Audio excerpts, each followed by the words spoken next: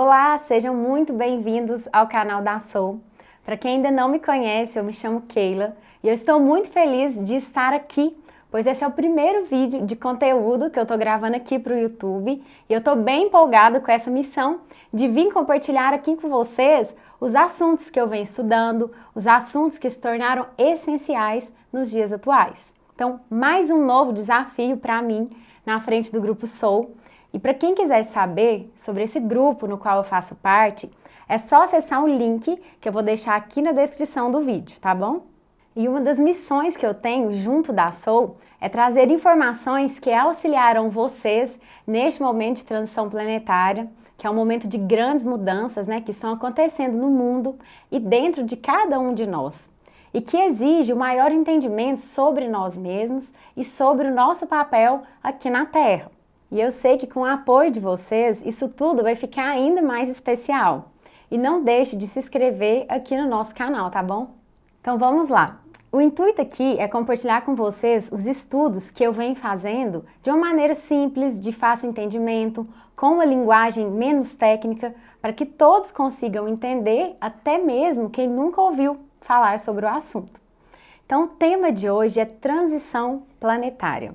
Eu acredito que muitos de vocês já ouviram falar ou já leu em algum lugar, sobre esse assunto. Então você, que já sabe do que se trata, vai ter aqui a oportunidade de ver uma explicação inédita by Keila. E você, que não sabe do que se trata essa tão falada transição planetária, vai descobrir aqui nesse vídeo o porquê precisa entender e se preparar para esse momento único que já está acontecendo e está ficando cada vez mais acelerado, hein? Então, a primeira coisa que vocês precisam entender, por mais que isso possa parecer papo de louco para muitos ainda, saiba que ninguém está de fora dessa, porque vivemos em um local chamado Planeta Terra, que está localizado no Sistema Solar, que juntamente com outras bilhões de estrelas formam a nossa galáxia, a Via Láctea. A Via Láctea pertence a um aglomerado bem pequeno com aproximadamente 50 galáxias, que podemos chamar de grupo local. Então, esses grupos de galáxias, mais os aglomerados que esses grupos fazem parte, tendem a se concentrar em certas regiões, assim formando estruturas gigantescas, chamadas de superaglomerados de galáxia. Em grande escala, é como se o universo tivesse a aparência de uma esponja. Pensa comigo, os superaglomerados de galáxias são como se fossem as paredes dessa esponja. E entre eles existem enormes vazios, contendo poucas ou nenhuma galáxia, que podemos chamar de partes ocas. Então, o universo é formado pelo superaglomerado de galáxias, os vazios e tudo que existe dentro deles. Toda a matéria, toda a energia existente constituem o nosso universo. Então, eu fiz aqui um breve resuminho do que se trata o nosso universo, uma explicação bem superficial, porque se eu fosse aprofundar aqui, sobre o universo, nós ficaríamos horas aqui para poder falar sobre isso. Uma outra informação importante ainda sobre a nossa galáxia é que desde a década de 50, os astrônomos sabem que a nossa galáxia é uma espiral, com fluxos densos de estrelas, nuvens de gás e poeira que são emanados lá do centro da galáxia e que formam os chamados braços. Então, o nosso sistema solar está localizado em um braço chamado Órion, que vocês podem ver aí na ilustração. A Via Láctea tem aproximadamente 200 bilhões de estrelas e uma delas é esse Sol, que nos dá o ar da graça todos os dias. O nosso sistema é composto por planeta, asteroides, cometas, meteoritos que giram em torno desse Sol. Então, para vocês terem mais noção da proporção disso tudo, o Sol tem 330 mil vezes a massa da Terra. Já pensou, gente? E em dimensão, em tamanho, ele é em torno de 110 mil vezes maior do que a Terra. Mas isso tudo que eu estou aqui contando é para vocês entenderem realmente o que está acontecendo neste momento, não só na Terra, mas em todo o universo, Porque tudo está ligado, Então, tudo que acontece com um vai refletir nos outros, No sistema solar, no todo o universo. Continuando, o nosso Sol está em uma distância de 26 mil anos-luz do centro da Via Láctea. e leva cerca de 200 milhões de anos para dar uma volta completa em torno da galáxia. Acho importante falar sobre isso porque no centro dela contém um objeto massivo, que acredita-se ser um enorme buraco negro, com uma densidade estelar maior do que as regiões exteriores. Então pensa, a densidade dele é maior do que tudo que tem em volta. Então com um peso de 4 milhões de sóis. E em torno desse núcleo, né, que tem na galáxia, tem um disco brilhante, um disco chamado cinturão de fótons. E para quem não sabe, fótons é a primeira e mais abundante partícula de todo o universo, que é a mais conhecida como luz. Então até aqui eu trouxe um resumo com base na astronomia, né, que na minha opinião vai ser bem útil, né, quando se trata de entender a transição planetária. E agora eu vou para uma parte onde entra a astrologia, né? Desde a antiga Babilônia, lá na região da Mesopotâmia, lugar dos antigos reinos sumérios, assírios e babilônios, já se praticava a observação astronômica, né? As pessoas já tinham esse costume de olhar o céu. Acredito que assim como eu, você também ama ver o sol nascer ou se pôr, gosta de admirar as estrelas, a lua, sem pensar bem no que está por detrás disso, né, a nível cósmico. Então, os fundamentos primordiais da astrologia se baseiam em 3 movimentos principais, né, que eu vou descrever eles aqui agora. O primeiro é a rotação da Terra sobre o próprio eixo, né, que gera os dias e as noites, ao completar o ciclo de 24 horas. O segundo movimento da Terra em torno do Sol, chamado translação, que dura os 365 dias, né, um ano, que sob a perspectiva da Terra, faz percorrer o zodíaco, os 12 meses, né, e cria a sucessão das estações do ano também. Então, lembrando que o zodíaco é uma determinação simbólica e já era conhecida desde a antiga Babilônia, como eu disse há pouco aí no vídeo. E um terceiro movimento, que é um pouquinho mais complexo, mas para facilitar a gente vai ilustrar aqui o máximo, tá? Para vocês entenderem. A Terra, ela tem o polo norte e o polo sul, né? E também é fato, gente, que o eixo da Terra, ele não é fixo. Então, existe um polo celeste também, que é como se fosse uma extensão imaginária do polo terrestre, né? Como se fosse uma linha imaginária que continua, assim, de fora da Terra. Então, acima do polo norte, existem também 6 constelações celestes e ali perto da linha do Equador, né, onde se divide a Terra ao meio, existe uma linha imaginária chamada eclíptica e é o caminho anual que o Sol percorre. Nessa linha que está localizada as 12 constelações zodiacais. Os planetas, a Lua também ficam localizados todos ali nessa região, mais próximo ali. Então o Sol, ele percorre 1 grau por dia. Então, em 30 dias, 30 graus. E 360 graus, né, que é a volta completa em um ano. Então, vai passando por essas 12 constelações a cada mês, né, durante um ano. É aí que tem os signos, né?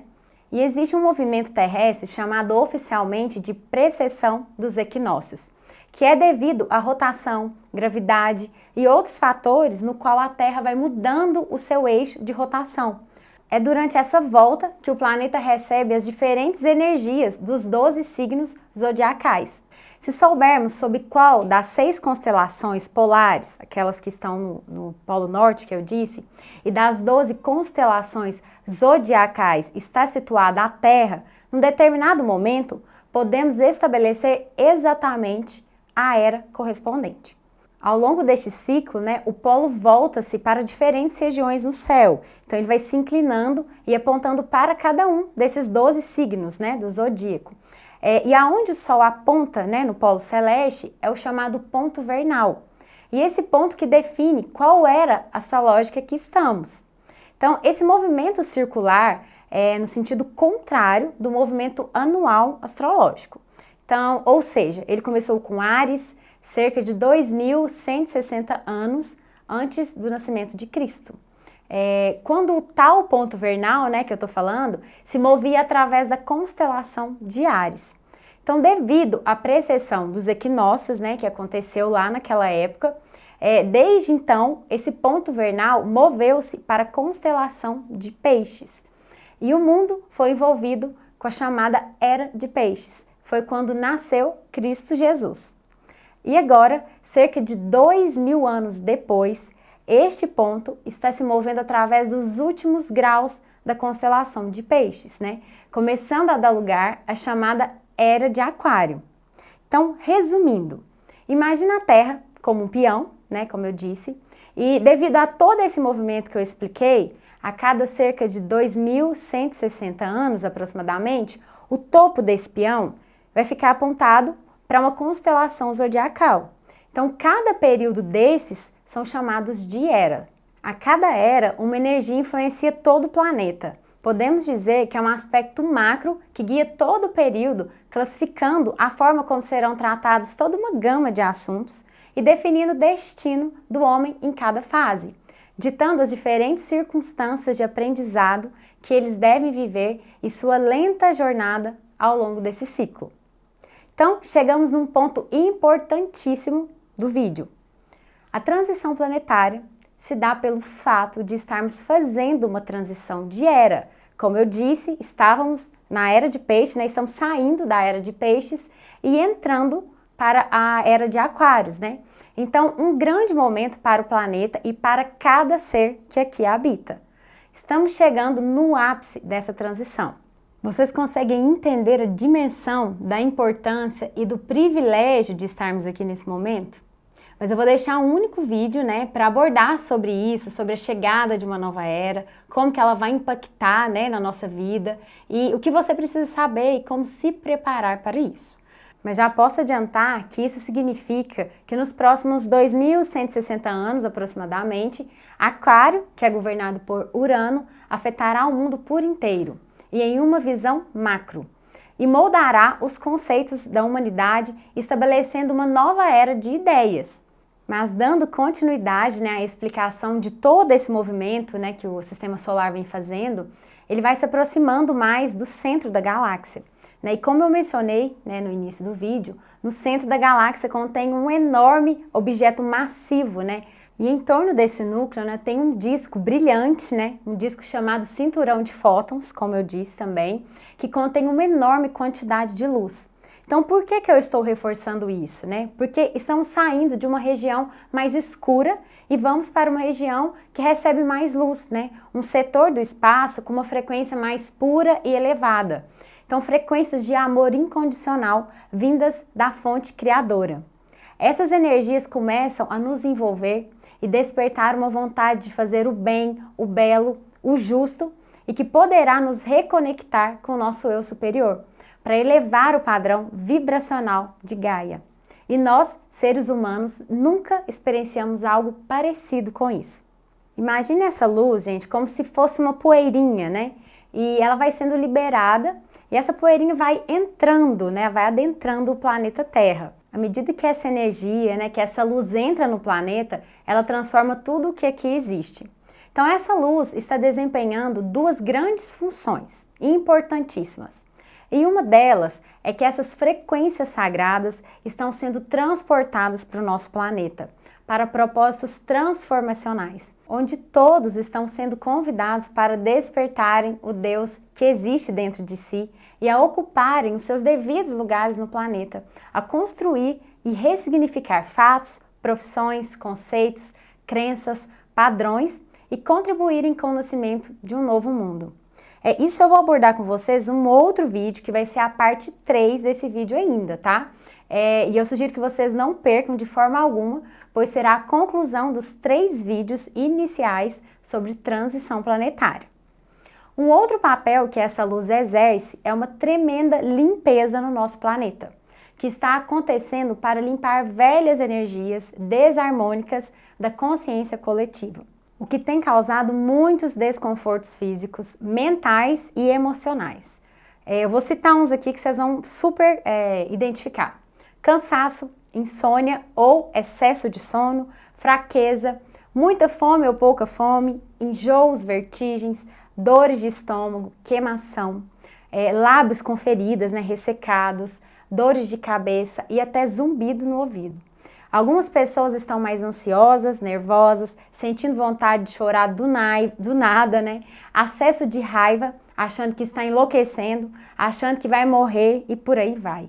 Eu tenho certeza que muitos de vocês se identificaram com alguns desses sintomas que eu mencionei ou conhecem alguém que está sentindo isso aí, né? Então, é sobre isso que eu vou abordar no próximo vídeo, na parte 2.